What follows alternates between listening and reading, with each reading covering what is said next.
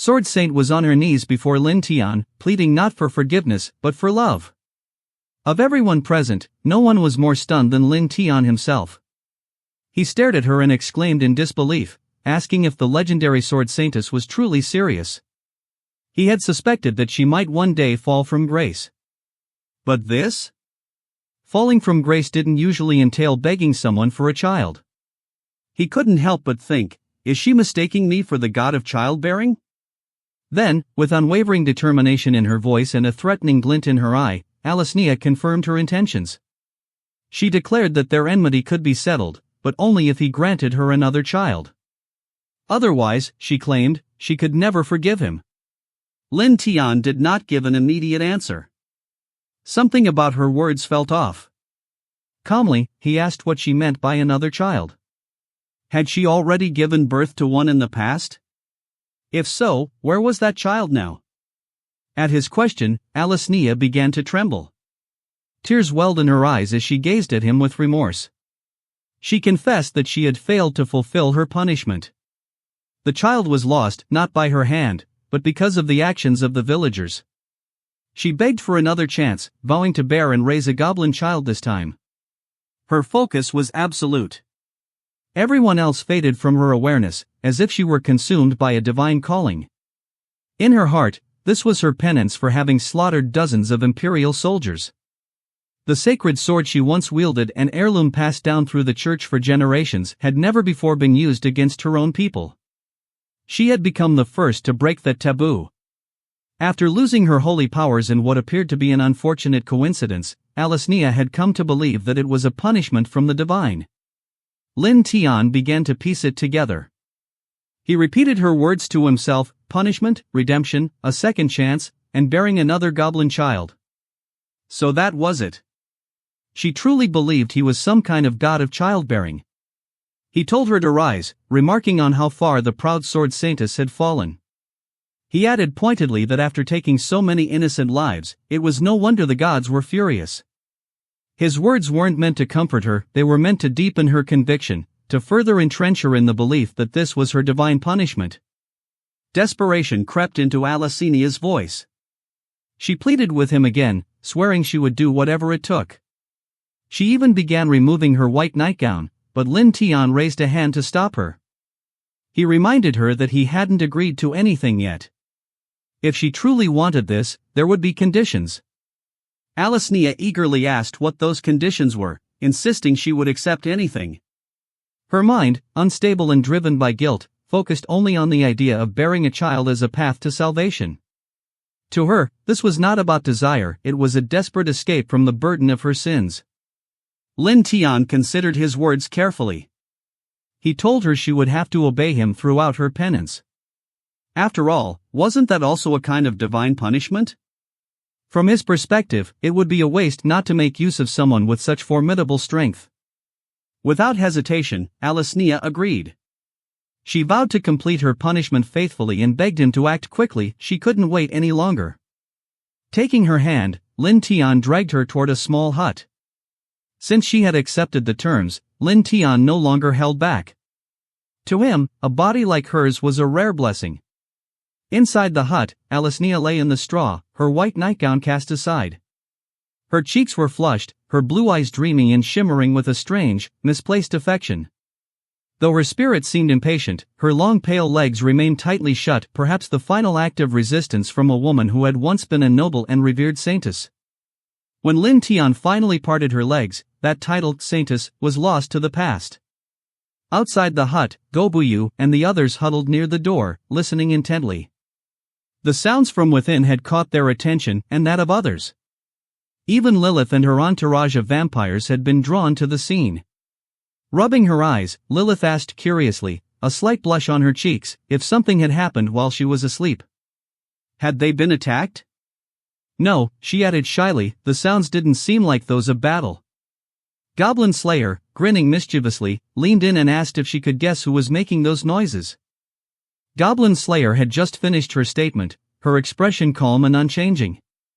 She declared, with quiet satisfaction, that the Sword Saintess Alicea, the woman renowned as the guardian holy sword of the empire, was currently inside the shack before them, pleading with Lin Tian to give her a child. When Lilith, she utterly stunned. Almost in unison, she denied it. Stop joking, she protested, visibly shaken. Who would believe such a thing? The Sword Saintess is someone she deeply admire. Her unwavering sense of duty, her mission, her strength, she stands above all Sword Saintesses in history. See for yourself, Goblin Slayer said coldly. Look. Who is she? What Lilith saw next shattered her beliefs. Her eyes widened in disbelief. The figure before her was unmistakably Alicea. It was her. Lord Sword Saintess. How could you, she murmured, her voice trembling. Her entire worldview began to crumble. Alicea, hearing the voice, didn't respond. Her eyes were glazed over with passion, transformed completely into heart-shaped pupils. Her pale, delicate hands clutched at the weeds beneath her, crushing them in handfuls, one after another, lost in overwhelming emotion. Lilith instinctively backed away, retreating several steps out of fear. She stumbled out of the shack, her mind spinning. How is this even possible, she stammered. And the Sword Saintess, she's enjoying it? Desire filled Alicea's gaze, unmistakable and consuming.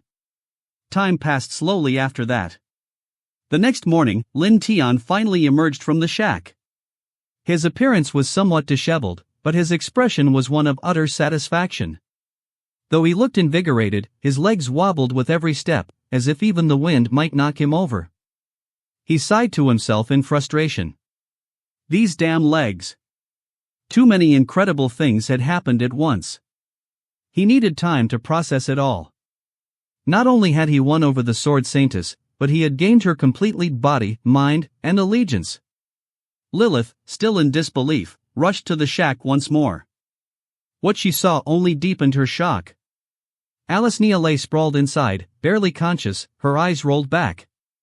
Her voice, faint and trembling, whispered, "Lord God, please forgive me." Lilith recoiled. She covered her mouth, unable to watch any further. She could no longer deny the truth. If the people of the Empire ever witnessed such a sight, the imperial family and the church would likely go mad. Around this time, Goblin approached Lin Tian and asked what they should do about the Sword Saintess. It was clearly not acceptable to let her remain in that filthy, unsanitary shack. The conditions were simply appalling. After a brief pause, Lin Tian responded, instructing Goblin to arrange for her to stay with him. He told you to take her to bathe and change, noting that there were some human clothes that had been collected for such purposes. He reasoned that placing her somewhere else without proper supervision might lead to trouble, she could escape or cause other issues. Goblin acknowledged the instructions and went off to begin the preparations. As she was leaving, Lin Tian asked Goblin, "Wait, how many people have died of illness recently?" Lin Tian then considered the need to inform the Cannibal Eagle about the death of the Iguana Lord. Concealing such an event might invite suspicion and lead others to believe something was amiss. Shortly afterward, he made his way to the giant forest, bringing along two humans who were on the brink of death. Just then, the Cannibal Eagle spotted Lin Tian and descended from a tall tree, a fat white worm clenched in its left claw. The eagle remarked that it had just dug the worm from the tree and claimed it was a delicacy unique to the giant forest. Lin Tian, however, felt queasy at the sight of the squirming, hairy maggot and quickly declined the offer. He told the Cannibal Eagle that he wasn't hungry and had come with news neither good nor bad, but important nonetheless. The Cannibal Eagle's eyes lit up at the sight and, without hesitation, flung the worm aside, suddenly losing interest in it. The bird urged Lin Tian to speak. Lin Tian hesitated for a moment before asking if the eagle remembered the Iguana Lord it had previously brought with it. The Cannibal Eagle nodded and responded that it certainly remembered. It assumed Lin Tian was still angry, acknowledging that the Iguana Lord had crossed the line. The eagle offered to help Lin Tian deal with him immediately, expressing outrage at the threat the Iguana Lord had made against Lin Tian and his kin. It emphasized that it wasn't called the Cannibal Eagle for no reason. But Lin Tian interrupted, calmly revealing that he had already killed the Iguana Lord and his kin as well. At first, the Cannibal Eagle didn't seem to grasp the full weight of what had been said. Then it froze, stunned, and exclaimed in disbelief that Lin Tian had actually killed the Southern Lord. For a moment, the eagle's appetite vanished entirely. It stared at Lin Tian, wide-eyed. Lin Tian was about to explain himself, but the cannibal eagle waved it off, saying there was no need. If it had the strength to kill the iguana lord itself, it wouldn't have hesitated either. It acknowledged the situation was troublesome but insisted there was still a way to manage it. If Lin Tian were to assume the position of Southern Lord, they could present a plausible explanation to the Great Tomb. Lin Tian immediately declined the offer. That wasn't his intention. Instead, he suggested telling them that one of his subordinates was responsible. As he spoke, he smiled and glanced meaningfully at the two half-dead humans, implying that any favor came with its price. Surprisingly, the cannibal eagle was agreeable to this plan, though it sighed in resignation. It noted that Lin Tian's tribe was still in the early stages of development and required his leadership, so they would have to send his subordinate instead. However, it warned that there would be risks. Lin Tian questioned what sort of risks the eagle meant. The cannibal eagle explained that while it believed Lin Tian could defeat the other contenders for the title of Southern Lord, it wasn't confident in the abilities of his subordinate. With the iguana lord gone, a new competitor, the dream demon, would almost certainly step forward. This creature had coveted the position for over a century, though it had never succeeded in unseating previous lords. Intrigued, Lin Tian asked about the dream demon's nature. The cannibal eagle described it as an 8th-tier monster born from nightmares, capable of invading and manipulating dreams. Although it lacked physical strength in direct combat, its ability to influence others through dreams made it extremely dangerous. That very trait, however, had always prevented it from becoming the Southern Lord. Lin Tian fell silent, deep in thought. A dream demon that could control dreams? That sounded extraordinary. In fact, it was exactly the kind of power he had been looking for. Lin Tian eagerly asked Lord Cannibal Eagle if he could take him to see the dream demon quickly. He expressed his desire to collaborate with the entity, visibly excited at the prospect. In Lin Tian's mind, if the dream demon could manipulate the sword saintess's dreams, making her believe the voice of God was guiding her, she would follow its commands without hesitation. That would allow Lin Tian to fully control her, essentially turning her into a puppet. He also had another plan in motion, to capture a city in order to obtain magical books that could help Ephraim improve her magical capabilities. Having the sword saintess lead the attack seemed like the ideal strategy. Meanwhile, the goblins had been suppressing their natural urge to plunder for far too long.